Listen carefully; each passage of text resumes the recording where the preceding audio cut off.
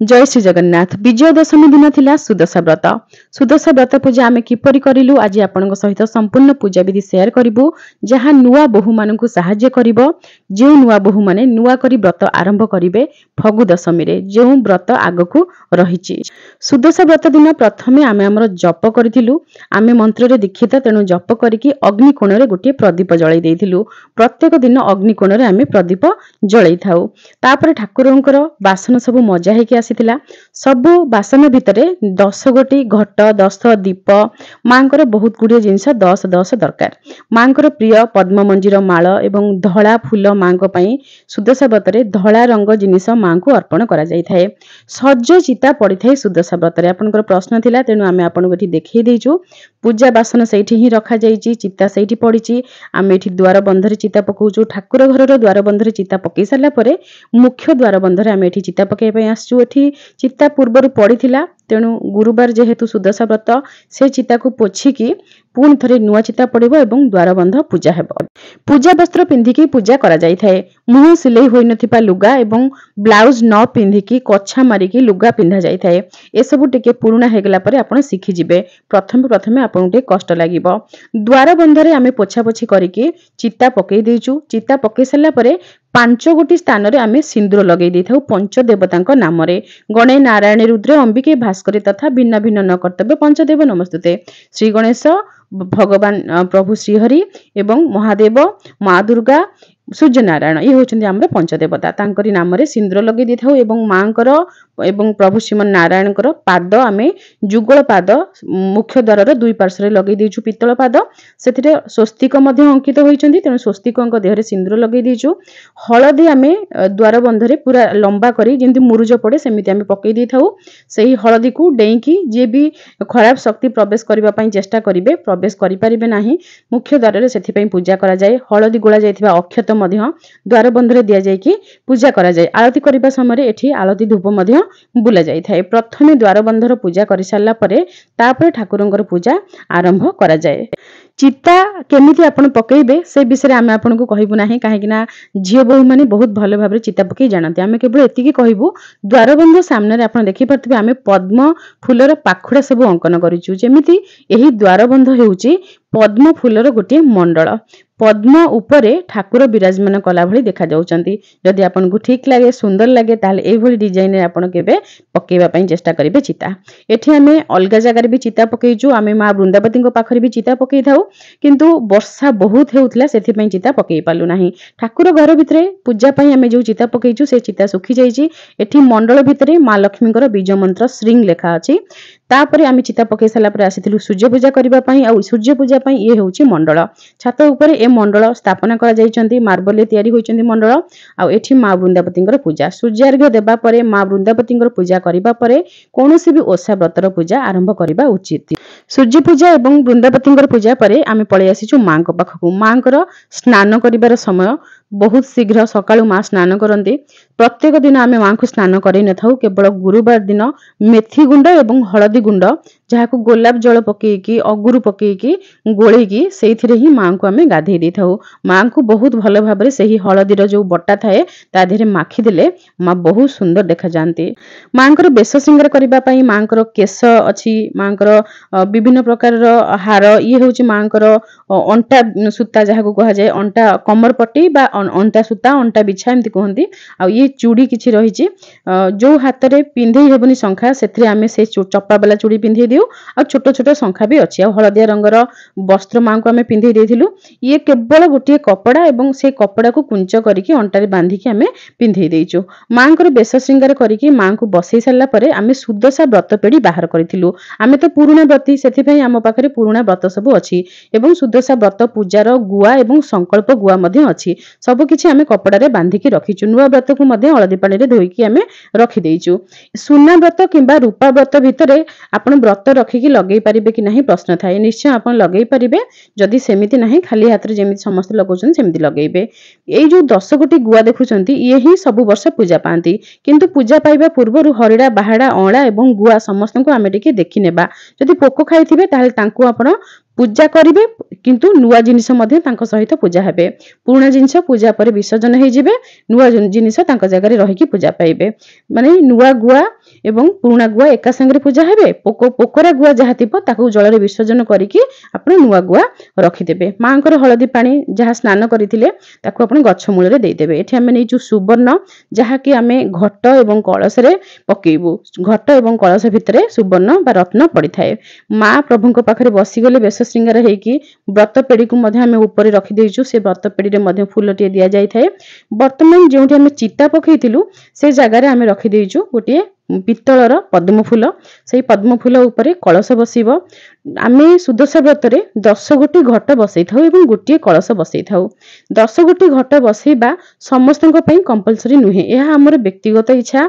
मां के प्रति जहाँ मन रे जेमिति भावना से सेमिति पूजा करिवे। किछि आमे बाधा देबा पई चाहुनु। हमकु बहुत खुशी लागिथिला आमे जेबे जानिथिलु कि मांकर राजा राजुड़ा शासन काल रे जमीदारी शासन काल रे 10 घट रे पूजा करा जाउथिला। तो सेथि पई आमे खुशी रे मांकर 10 घट बसई थाउ।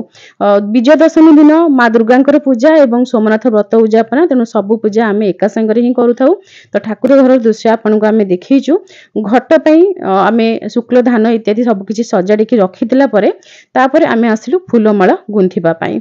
फूलमाला एई माला आपन को आमे केबे देखि देबु बोली कहिथिलु। केमिति आमे गुंथि थाउ से माला आपन को थरे कमेंट थिला कि से माला केमिति गुंथंती देखि देबा पई। आमे प्रथमे गोटिए टगर फूल सीधा गुंथिलु। तापरे आउ दुईटी टगर फूल एमिति ओल्टा रहिबो। गोटिए ऊपरे दुईटी रहिबो। माने ये तीन गोटी एई भली भाबरे टगर रहिला। तापरे गोटिए सीधा रहिबो। आपन देखि पारुथे जेंति कि आमे प्लस चिन्ह देउचे सेई भली भाबरे ए फूलटी रहिबो।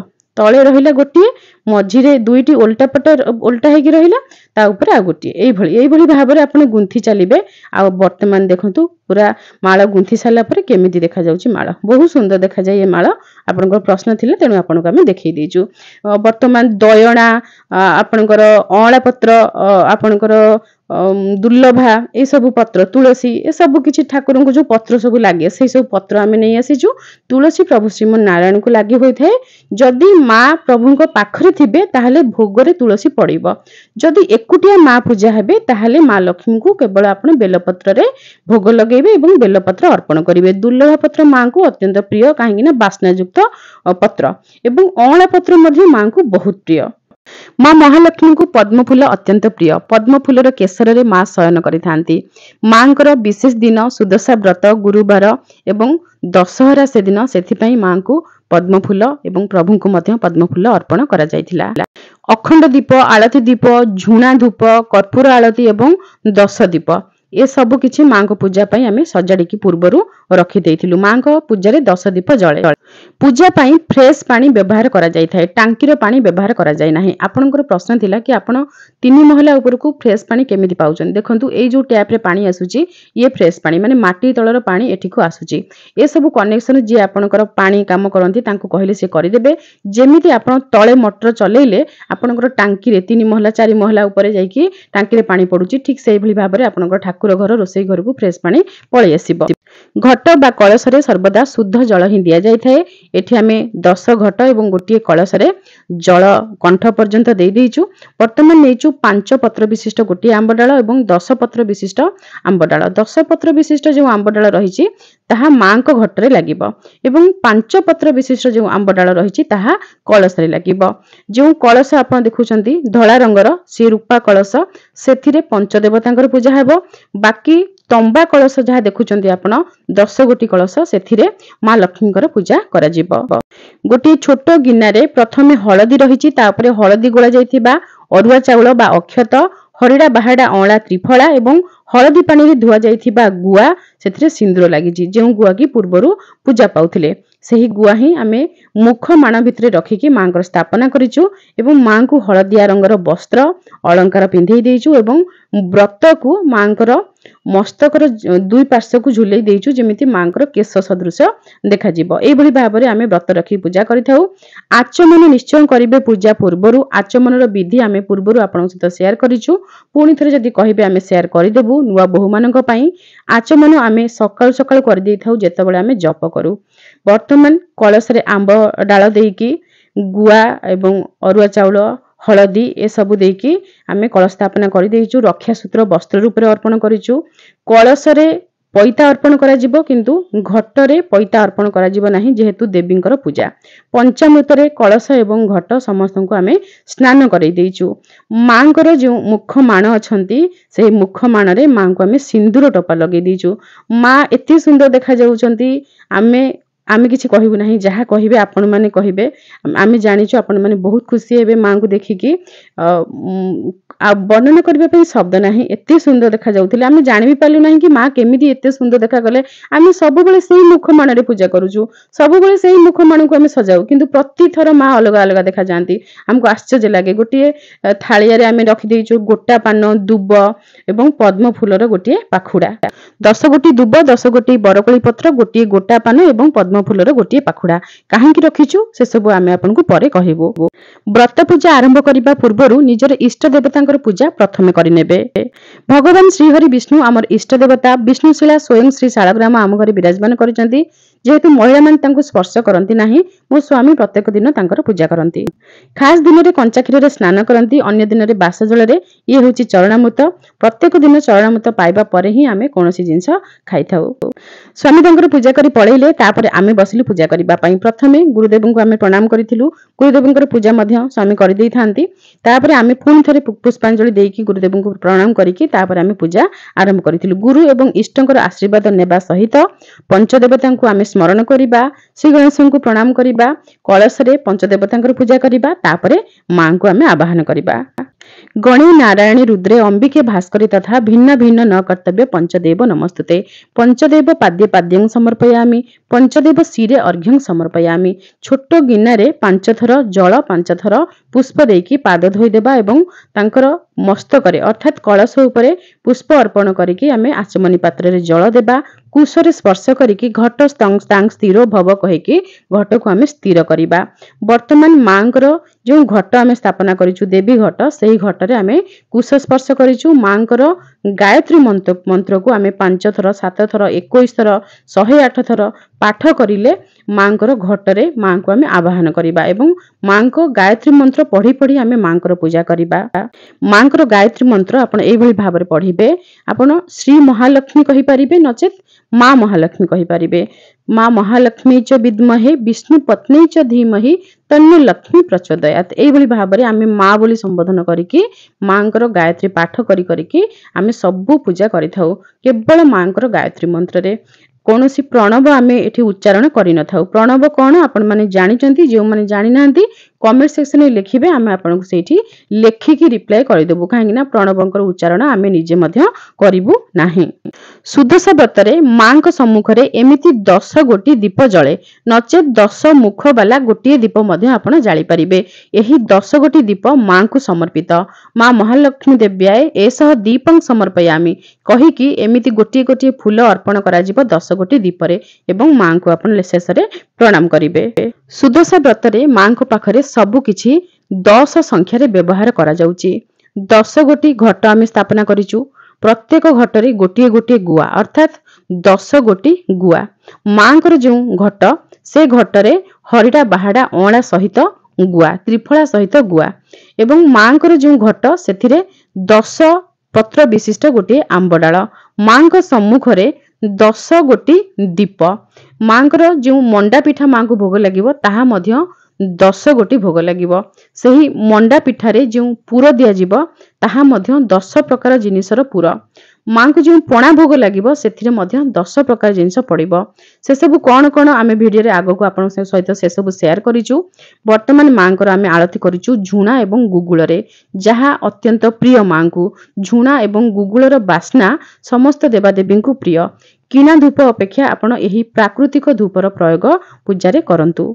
मांकर आरती करिबा समय मां महालक्ष्मी च विद्महे विष्णु पत्नी च धीमहि तन्नो लक्ष्मी प्रचोदयात एही गायत्री मंत्र को पढ़ी पढ़ी आपण मांकर आरती करिबे। मांकर पूजा आरंभ रु पूजा बढ़िबा पर्यंत जदि आपण गायत्री एमती जप करि चलिथिबे ता भितर आपण 100 थर कोन 100 रु ऊर्ध्व थर मध्य गायत्री जप करि सारिथिबे, जहा व्रतर नियम।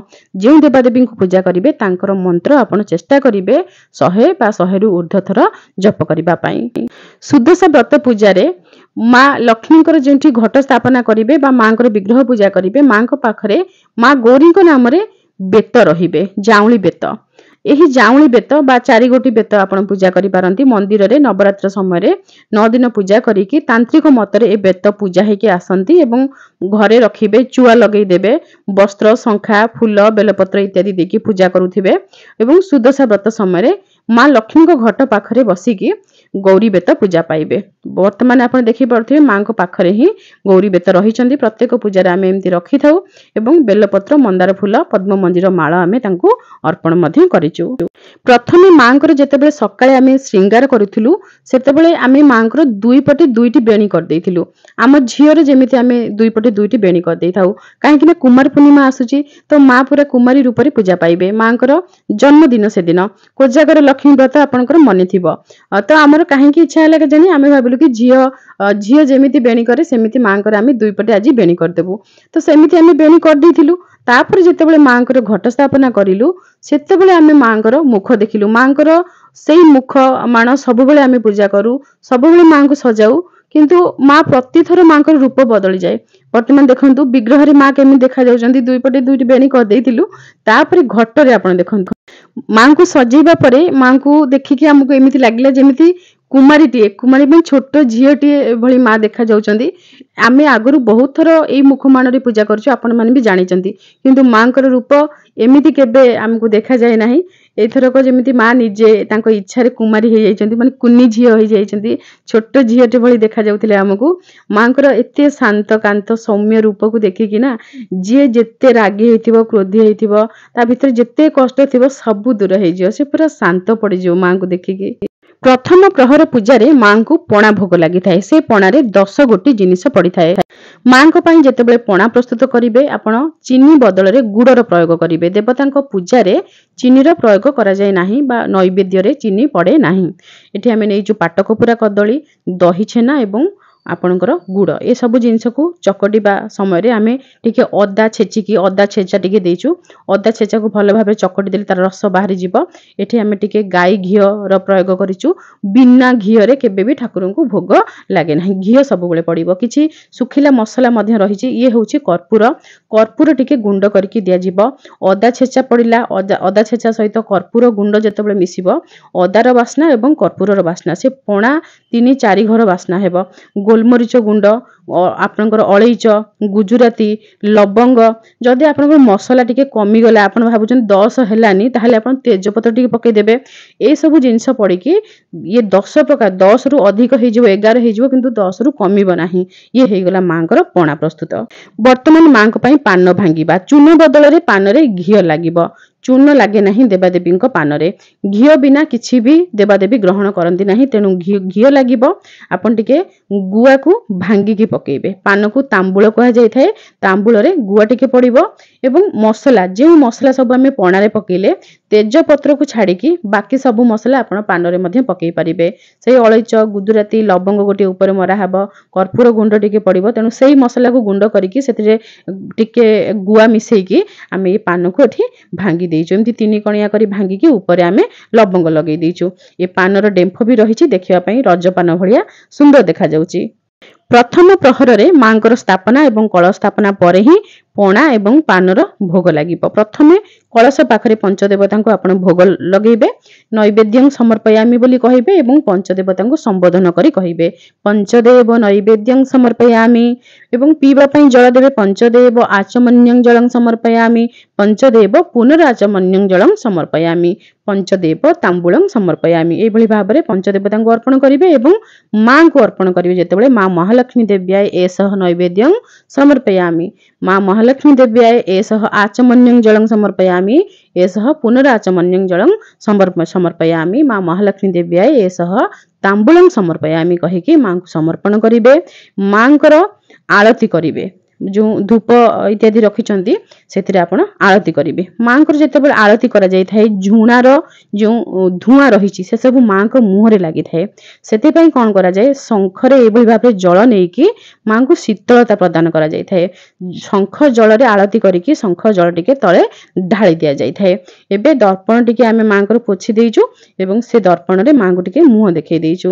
ମା କେମିତି ସୁନ୍ଦର ଦେଖାଯାଉଛନ୍ତି, କେମିତି ସଜ ହେଇଛନ୍ତି, ପୁରା କୁମାରୀ ହେଇଯାଇଛନ୍ତି ଆଜି। ମାନେ ତାଙ୍କ इच्छा से होइचंती तो एमिति सब बेले तो आमे सजाऊ आमे निजे ही आश्चर्य से बारंबार आमे सेही कथा आपन कहूचु तापरे मां को मुह देखि साला परे मां को आमे टिके बिंची देइचु खाई पी साले पान खाइले आराम से बसिबे आमे जीवु पिठा करिबा पई आमे किंतु पूजा परे संगे संग जाई नथिलु पिठा करिबा पई काहे कि ना हमर किछि पाठ करिबार थाए पढिबार थाए मांकर पूजा परे आपनकर सुविधा अनुसार आपण द्वितीय प्रहर रे पिठा भोग देई साला परे बही पढि परिबे मांको सामने रे नचे सकाळे पढि परिबे हमकु सकाळे सुविधा हुए काहे कि ना द्वितीय प्रहर रे रोसई बस ए सब रे टिके विलंब हो जाए आमे संध्या पूजा परे पढि थाउ एवं सकाळ पूजा परे पढि थाउ तेनु मांको सामने रे आमे बसिकी हमर जहा नीति दिन रे जहा पाठ थाए से सब आमे पढिलु एवं मांकर जेहेतु विशेष पूजा मांकर कनकधारा स्तोत्र लक्ष्मी पंजर स्तोत्र मांकर स्तुति मांकर अष्टकम जहा सब आम पाखरे अछि से सब किछि आमे मांको सामने रे पढिथिलु आपण कहिबे नाही कि दीदी ए सब हमकु देई नाहंती आमे सब किछि आपण को फेसबुक पेज रे देई देइचु आ जदि भी आपण को भितरु केही से सब पाई पारि नथिबे लेखिबे आमे पुनी थरे मु ओडिया रो फेसबुक पेज रे ही आपण को पई से सब शेयर कर देबु एई जो समय रहिला मां विराजमान करिथिबे मांको सामने रे 10 दीप प्रज्वलित थिबे अखंड दीप मध्ये प्रज्वलित थिबे अखंड दीप मांकर स्थापना बेल ठारू आपण मांकर उठिबा पर्यंत सेमिति आपण जळै रखिथिबे जे पर्यंत देवी विराजमान करिसंती देवींको सम्मुख रे दीप जेमिति हेले जळिबे दीपंकर मुख पूर्व को नचेत उत्तर को रहिबा एवं मांकर जेतो स्थापना करिवे मां पूर्व को मुख करी बसी परिबे नचेत पश्चिम को मुख करी बसी परिबे ए सब दिगरा आपण ध्यान रखिबे एवं मांकर जे पटे बां हाथ एवं आपणकर जोटा डाहाण हाथ सेठी आपणकर कलश स्थापना हेबो एवं मां रहिबे मझिरे मां हेउचंदी मुख्य देवी एवं दुई पार्श्व अन्य घट जेमति आमे बसैजु अन्य घट सब आपण एमति बसै परिबे जदि न बसौथिबे केवल मांकर गोटे घट बसै परिबे वर्तमान बही पढ़ी सारा परे आमे व्रत पिंधिबु व्रत पिंधि सारा परे आमे रोसई करबा को जाई थाउ तेनु आपण निज सुविधा अनुसार करिवे आमे जेमति करथौ आमे सेमति आपण को कहूचु ए गोटा पान देखंतु आमे काहे की रखिथिलु ए गोटा पान आमे पिंका करिकि सेथिरे आमे व्रत लगेइबु जदि गोटा पान नाही आपण कदली पत्र मध्ये नै परिबे 10 गोटी अरुआ चाउल 10 गोटी दुब 10 गोटी बरकोली पत्र पद्म फूलर गोटे पाखुड़ा कहीं मां को एवं प्रभु को जो पद्म फूल अर्पण करागला से गोटे पाखुड़ा आमे रखिथिलु माने रखि नथिलु मन को मन गळी पड़ला आमे जतले पाखुड़ा खोलुथिलु गळी पड़ला तो आमे भाबिलु कि एटा मां हम पई बोधे देले व्रत रे खुसिबा पई ए तो मनर भावना आ मां को निजे आसी कहिबे हमकु तेनु मां को पाखरे आमे रखि देथिलु सेही पद्म फूल पाखुड़ा को छुआई कि आमे मां को नारे 10 गंठी देलु मां को नारे 10 गंठी आपण सुदशा व्रत बहिरु पाई जिवे सुदशा व्रत बही आपण जीवन रे थरे हेले निश्चय पढ़िबे ओडिया बही बहुत किछि लेखा अछि पुरुष माने व्रत करिबा पई सही बही रे लेखा अछि तेनु आमे स्वामी स्त्री उभय व्रत करिथाउ आपण को स्वामी जदि राजी हेउचंती तांको बुझेइबे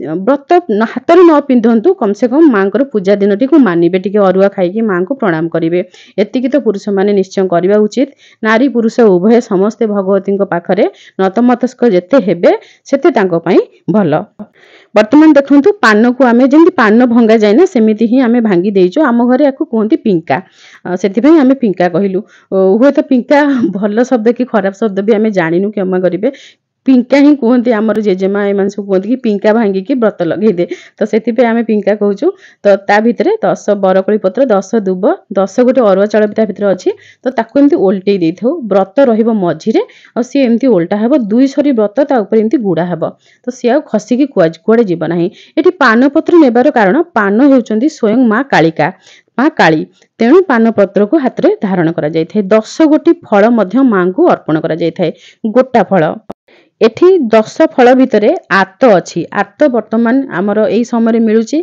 जहा ऋतु फल ताहा देवा देवी को भोग लागि थाए जदि नडिया अर्पण करिवे ताहले ताको फटेई देबे गोटा रखिबे नाही मांकर पूजा परे आमे हाथ रे व्रत पिंधिलु समस्त को बुंडिया मारि सारला परे तापरे आमे मांकर पणा ही सेवन करथिलु मां जहा खाइबे ताकू ही खाइकी व्रती माने गोटे दिन रहिबे वर्तमान मांक पई आमे मंडा पिठा प्रस्तुत करिबु मंडा पिठा प्रस्तुत करिबा पई आमे नडिया कोरा नेइचु नडिया कोरा रे आमे नेइचु दही छेना एथिरे पूरा प्रस्तुत करा जिवो नडिया कोरा दही छेना एवं गुड़ एथिरे मध्य चीनी पड़िबो नाही कोनोसी प्रसाद रे आपण चीनी रो प्रयोग करिवे नाही आपण सिजा मंडा प्रस्तुत करि परिबे छणा मंडा मध्य प्रस्तुत करि परिबे छणा मंडा कहिले आपण रिफाइन रे छानिबे नाही आमे एठी टिके पानी देकी सेथिरे गुड़ पकेइजो नचेत गुड़ पोड़ी जिवो ए पिठार रेसिपी विषय आम किसी कहबू ना कहीं आपण मैंने आम ठार आहरी अधिक भल भाव में एसबू तैयारी करी जानती आम केवल नियम आपन को कहबू रिफाइन तेल चीनी एसबूर प्रयोग बिल्कुल प्रसाद रे करा जाए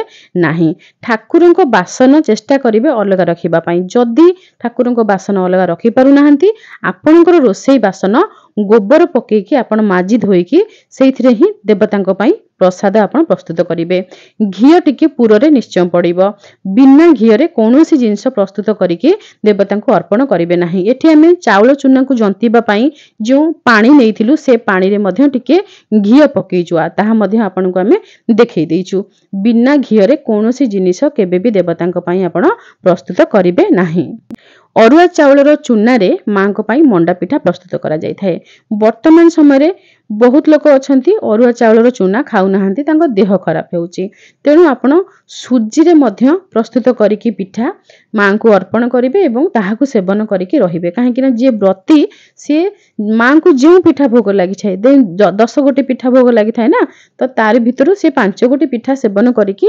गोटिए थर रही थांती काहे कि आउ 5टा घरे भी अन्य सदस्य अछंती तांको मध्य प्रसाद रूप में बांटिबे 5टी पिठा से खाई थांती तेणु जेहेतु माने निजे से पिठा को सेवन करिबा माँ को जो पिठा भोग लगेबा जदि शरीर असुस्थ अछि ताहले सेठी आमे सुजीर प्रयोग करि परिबा अरुआ चाउल बदल रे सुदशा व्रत रे आमे माँ को केते थर भोग लगेबा ए प्रश्न आपनकर थाए माँ को आपण प्रथमे सकाळे जदि स्थापना करूचंती स्थापना करिबा मात्र के आपण माँ को पणा भोग देबे 10 प्रकार जिनिस पड़िथिबो पणा रे तापरे आपण माँ को द्वितीय प्रहर रे मंडा पिठा भोग देबे छणा मंडा बा सिजा मंडा जहा देई पारंती सेथिरे मध्य 10 प्रकार जिनिस पड़िथिबो घी पड़िथिबो गुड़ पड़िथिबो जहा हमें आपन को देखै देलु तापरे माँ संध्या पूजा जेतेबेले हबो संध्या पूजा करि सारिबा परे बा संध्या पूर्वरु के उठांती संध्या पूर्वरु कहले आरती करिकी तापरे उठांती संध्या आरती करिवे तो संध्या आरती जेतेबेले करिवे सेतेबेले मध्य माँ को कदलटी हेउ बचे भोग लगेइबे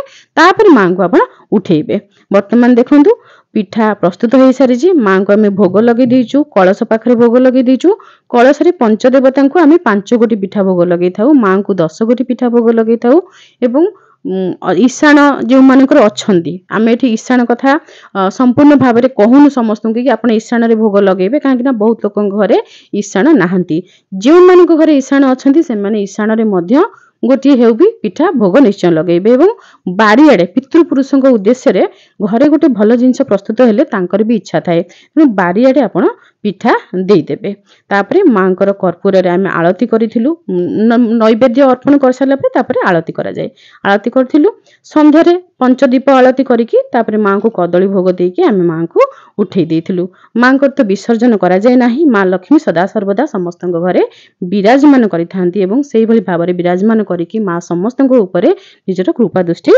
रखिथांतु रहूछु जय श्री जगन्नाथ।